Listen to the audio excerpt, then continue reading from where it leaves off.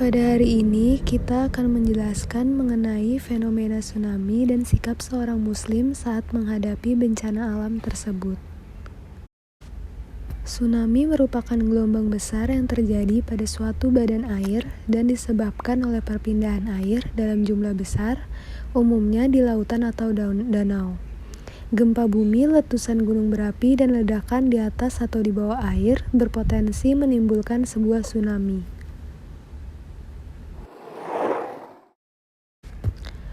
Ukuran gelombang ketika tsunami terjadi dapat mencapai ketinggian antara 3-30 meter dan dapat memiliki kecepatan sampai 800 km per jam. Sebagian besar, tsunami terjadi di wilayah yang sering mengalami gempa bumi dan memiliki banyak gunung berapi.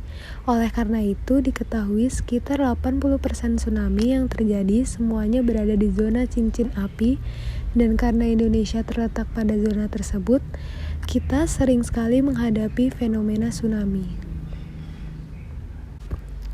Salah satu tsunami terbesar yang pernah terjadi di Indonesia adalah tsunami yang melanda Provinsi Aceh pada tahun 2004. Dari kejadian tersebut, sekitar 170.000 orang meninggal atau dinyatakan hilang dan sekitar 500.000 warga kehilangan tempat tinggal. Dalam ajaran Islam, ada dua jenis ayat, yaitu ayat qauliyah dan kauniyah. Ayat qauliyah merupakan ayat-ayat yang dapat ditemukan di dalam kitab suci Al-Quran, sedangkan ayat kauniyah adalah ayat atau pesan yang menandakan kekuatan dan kebesaran Allah dalam bentuk yang berbeda-beda seperti suatu kejadian atau fenomena. Tsunami merupakan ayat kauniyah karena fenomena ini dapat menandakan kekuatan dan kebesaran Allah Subhanahu wa Ta'ala, maka manusia yang melihat ataupun mengalami bencana ini dapat memandangnya sebagai suatu peringatan dari Allah. Terdapat banyak ayat Al-Quran yang menjelaskan tentang fenomena ini. Salah satunya adalah surat Al-Ankabut ayat 40 yang berbunyi, "Kullan akhadna bidhanbih فمنهم من أرسلنا عليه حاصبا ومنهم من أخذته الصيحة ومنهم من خسفنا به الأرض ومنهم من أغرقنا وما كان الله ليظلمهم ولكن كانوا أنفسهم يظلمون. Maka mereka itu kami siksa disebabkan dosanya.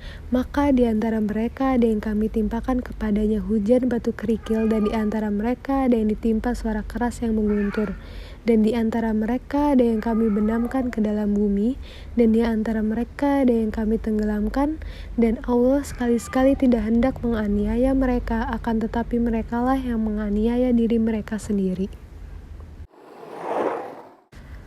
Ayat tersebut menyatakan bahwa Allah menurunkan bencana alam seperti tsunami karena perbuatan manusia yang sudah melampaui batas, maka bencana yang diturunkan bertindak sebagai hukuman sekaligus kejadian agar kaumnya dapat melihat kembali perbuatan apa saja yang telah mereka langgar.